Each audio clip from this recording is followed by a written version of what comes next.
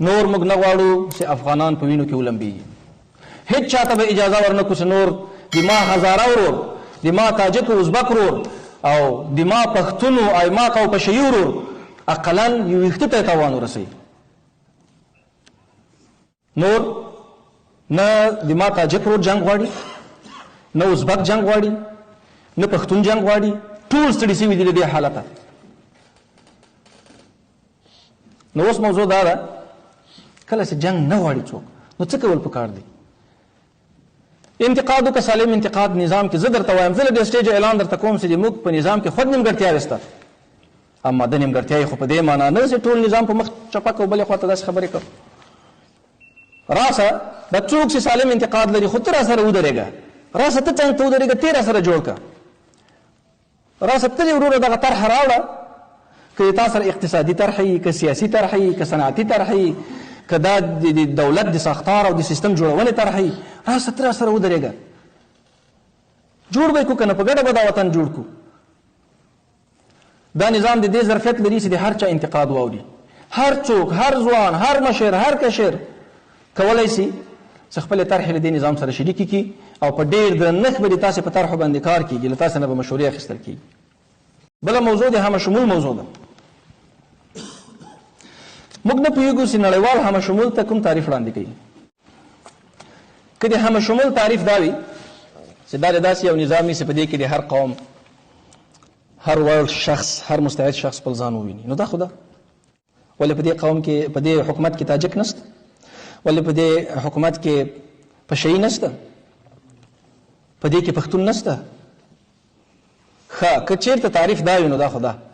او که تعریف دا وي چې نه، هغه تاجک چې د بدخشان د شمال او د جنوب تاجک ټول پرې راټول دي او مستعد خلک دي، نیکان خلک دي، لکه قاري صاحب فصیح الدین یا لوی څرنوال زموږ د تاسې مولوي صاحب شمس الدین شریعتي، که د دوی نظر دا وي چې شریعتي صاحب په ځای باندې د امرالله صالح صاحب راسي، دا ملت له تا سره نه مني،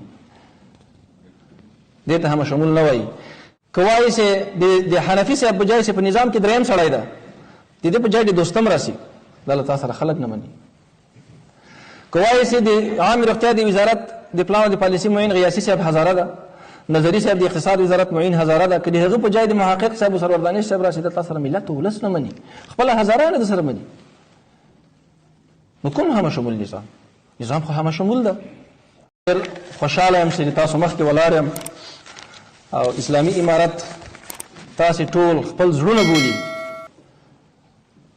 تاسې د مونږ د هیواد چې یو مشترک هیواد ده، که تاسې هر څوک یې، که تاجک یې، که پښتون یې، که د شمال یې، که د جنوب یې، ته د دې نظام د سر سترګې، ته د دې نظام، د دې ملت، د دې هیواد د سر سترګې. هیڅ کله د تنهایی او جدایي احساس ونه کړې، هیڅ کله له هغو تبلیغاتو متاثره نه شي چې تا جدا بولي.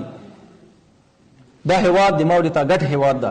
زه تاسې ټولو ته او د دغه مایک له لارې، که په اروپا کې دي، که په امریکا کې دي، که په استرالیا کې دي، که په نورو اسیایي هیوادونو کې دي، موږ میشت افغان مهاجرین نه دي، هغوی ته دعوت ورکوم چې وروره راسئ په خپل هیواد کې. تر بل هر وخته پانګونې ته ښه زمینه برابره ده.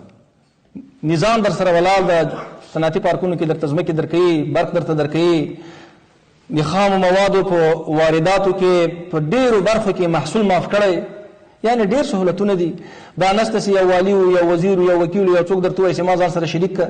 دا نشته چې څوک درته وایي د شیریني په نوم، د چشي په نوم څوک پیسې درنه وغواړي، بلکې دا کوشش به در سره کوي چې یو ښه ډوډۍ به هم د غرمې در باندې خوري، یو ښه چای به هم در باندې څکي، او په غېږ کې به دې هم ټینګ نیسي، او په ټنډه به دې هم مچوکي، او بیا به درته وایي چې وروره دا کار شروع کړه، زه در سره ولاړ یم. دا داسې یو نظام دی. دویم هغه کادرونه چې دلته دي په هر هیواد کې چې دي، راځي خپل هیواد ته، هلته ورته ضرورت شته. برادران عزیز، به شما اونجا ضرورت است.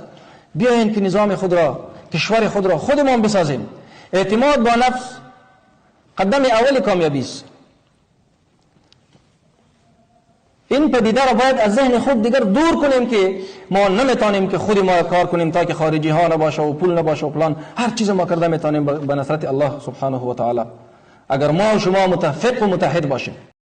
اول د خپل نظر سره شریکوم چې ما هیڅ وخت دا ګمان نه کوم چې د موږ طالبان به داسې غښتلي میدان ته راوځي لکه دا. زړه راځي په زوړ خیر دی هغه دی. زموږ اولنی شی د افغانستان ساتل دي او که تاسو کړی. بله خبره مو دا ده چې زموږ د افغانستان ټول حکومتونه په داخل کې د منځ تللي د امان الله خان رانیولې تر د اشرف غني پورې، او هیله ده چې طالبان به د دې کار مخه ونیسي، ځکه چې د طالبانو خپل منځي جنجال په هیڅ شي باندې نه ارزي. یعنی اولنۍ دنده د طالبانو باید دا وي چې په هیڅ شي باندې په خپل منځو کې سره اختلاف رانه شي. اولا زه تاسو ته پوره ډاډ او اطمینان درکوم چې په امارت کې هیڅ خپل منځي اختلاف نشته. کومې پالیسیانې چې غرب ډېر 20 کاله دې ته کار وکړ چې دوی په نریټیو پالیسي باندې کار وکړي، خو په دې کې دوی کامیابه نه شول. زه په پوره اطمینان سره تاسو ته وایم چې امارت یو واحد صف ده، یو فکر ده، ولس ده، ملت ده، نظام ده. دلته چې مشر امر وکړي د هغه پوره اطاعت کیږي. هیڅوک نشي کولای چې د مشر د حکم او د فرمان څخه سرغړونه وکړي. تاسو په دې کې ښه مثالونه لرئ او په دې خبر یاست چې وخت نه وخت په دې نظام کې تغیرات راځي. لیدلې به مو چې وزیر بخیل لري کړی، دا هم لیدلې چې ولسواله والی کړی او یو والی راخیسته ده ولسوال کړی ده. تر اوسه پورې بچا اختلاف نه وی کړی، ځکه د امارت د ټولو مشرانو سره دا فکر ده د مسؤلیت چوکۍ او منصب د مسؤلیت بولی، د یو بار بولی، یو پیټه بولی او د الله تعالی یو امتحان بولی.